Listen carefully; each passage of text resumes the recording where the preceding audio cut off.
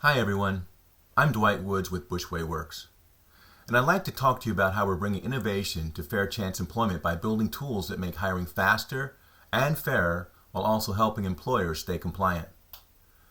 At Bushway Works, our mission is to enable a clear path to employment for every person with the will to work.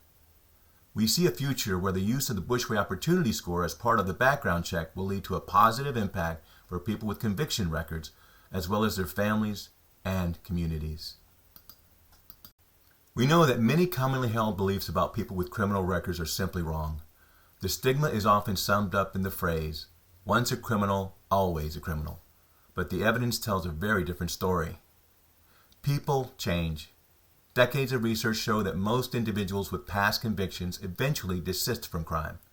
The risk of reoffending drops steadily as they build stability, opportunity, and positive momentum in their lives. The problem is that most employers conduct background checks, and traditional background checks can't show that progress. They freeze someone in time, cataloging the past, but revealing nothing about how far a person has come or how low their actual risk is today. This gap is what the Bushway Opportunity Score addresses. It makes that progress visible, measurable, and meaningful, giving employers a clearer, fairer way to understand risk and giving job candidates credit for the real work they put in to moving forward. First, let's start with some history. Bushway Works is founded on the gold standard academic work of Dr. Sean Bushway, who has published over 100 papers and led multiple studies on the science of desistance. Created in 2025, the latest version of the Bushway Opportunity Score draws on millions of criminal records over a span of 12 to 20 years from 7 states, providing one of the most comprehensive long-term views of desistance patterns in the country. This is a research-derived, scientifically validated measure of a person's risk of being reconvicted, an approach in alignment with Title VII case law and EEOC guidelines. To demonstrate how this works, I'm going to show a recorded data stream where the Bushway Opportunity Score engine was sent 5,000 records to score rapid fire. Each record includes only 7 non-personal data attributes, things like age at first offense and time since last conviction. There are never any names, social security numbers, or addresses included. These records are being sent over an encrypted connection to our environment in AWS, or commonly referred to as the cloud. The system receives the request, authenticates the client, and then passes the data to our scoring engine, which then returns the computed value, shown here in the green box with the initials BOS for Bushway Opportunity Score. Each value represents risk. Much like credit scores, a higher number means lower risk. The minimum value is a 10 and the maximum is 28. A few important points about trust and privacy. All data is encrypted. We never receive any direct personally identifiable information. Every engagement through our connection is authenticated and logged, so there's a traceable record of when the score was generated and by which entity. For employers and background check companies alike, HRS service providers and enterprises, this means they can incorporate a research-backed, consistent measure of risk into their existing talent acquisition workflows. So why does this matter to employers? Employers are facing historic talent shortages, which are projected to get worse. Safely expanding the talent pool will be essential for meeting business growth and operational demands. Additionally, more and more jurisdictions are enacting fair chance hiring laws. These laws often require delaying criminal history inquiries until after the conditional job offer, as well requiring the process of conducting individualized assessments when the background check reveals a past that might jeopardize the hiring decision. To level set, when a background check flags a criminal record, employers can't just say no and move on. The EEOC requires a few steps to make sure the process is fair. First, there is the pre-adverse action notice. That's basically the employer saying, hey, something came up with your background check and we want to make sure it's accurate. The candidate gets a chance to explain or correct anything. Next is the individualized assessment. This is where the employer looks at the whole picture, what the offense was, how long ago it happened, and whether it was actually mattered to the job. This step is usually managed through a decision matrix and is meant to avoid blanket decisions. If after all of that, the employer still decides not to hire, they issue the adverse action notice, which formally closes the loop. So here's where the Bushway Opportunity Score really changes and streamlines the process. Our goal is that the employer receives the Bushway Opportunity Score at the same time they receive the background check. The score provides context by immediately showing the employer the reconviction risk level of the candidate. Again, this approach is validated by case law.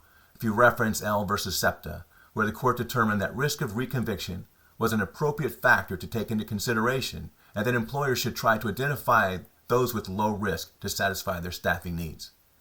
So when a candidate comes back with a Bushway Opportunity Score that indicates a low or acceptable risk, the employer has clear evidence supporting their decision.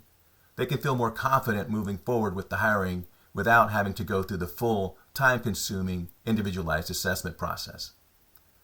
Only the candidates who appear high risk need that deeper EEOC review. Everyone else, especially those who have been conviction-free for years, can move straight through to hiring. The result? Faster decisions, fewer unnecessary adverse action steps, and a hiring process that focuses on actual risk, not fear or guesswork. And for job candidates, the benefits are numerous and powerful.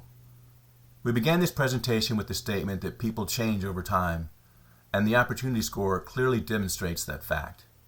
It challenges stigma in the most effective way because it provides context that aligns perfectly with the interests of employers who have a desire to protect their employees, their customers, and their brand from undue risk.